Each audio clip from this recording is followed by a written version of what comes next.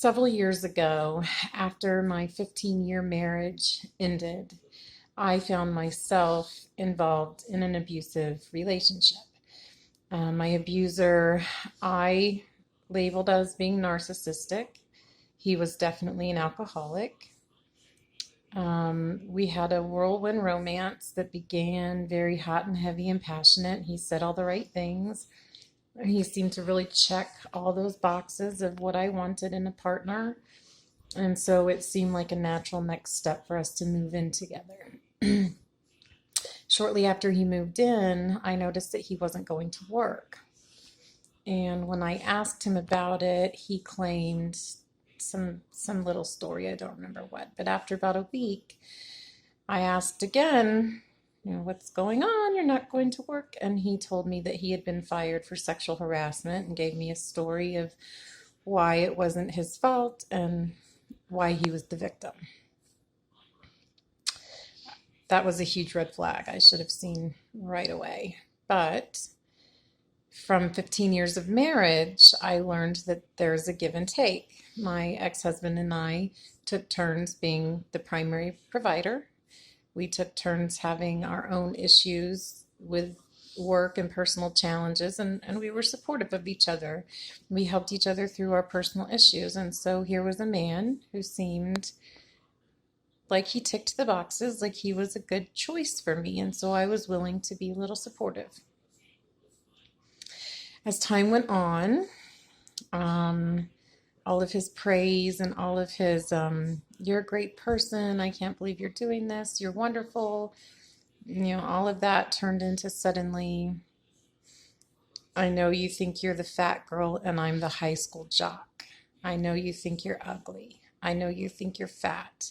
He would make these statements that I didn't even believe were true. I had spent a lot of time working on my own personal self-image, and he poked holes in them. And then he would joke and be sarcastic and say, oh, I'm just kidding. Lighten up. I'm just joking. I'm just kidding. They weren't jokes. He attacked my parenting skills. He attacked my appearance. It started out very subtle, very, very subtle. And before I knew it, every time I came home, it was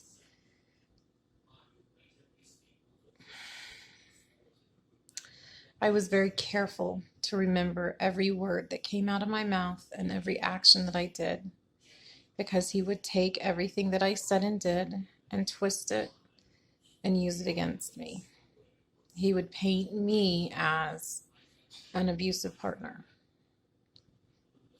And I was simply giving him the benefit of the doubt and giving him as much support as I could for him to take care of himself and get a job and support himself and to contribute.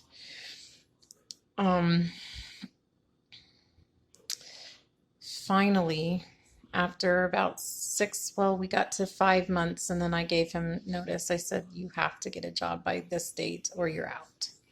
And as that date got near, he became more volatile. He was an alcoholic. He drank every single day. He drank about a half of one of those large bottles of vodka every day, which I bought for him. I mean, okay, there was an entire enabling thing there with me, but I had never encountered somebody like him.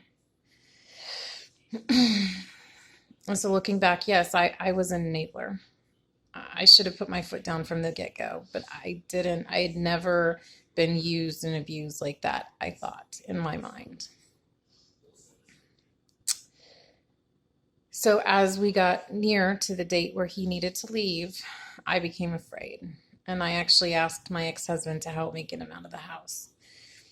I wasn't sure what he would be capable of, especially once he was drunk. He was not physically violent with me, but I was scared. And that's what matters. And what matters is that the abuse happened. I didn't have to be beaten to a pulp. It was abuse.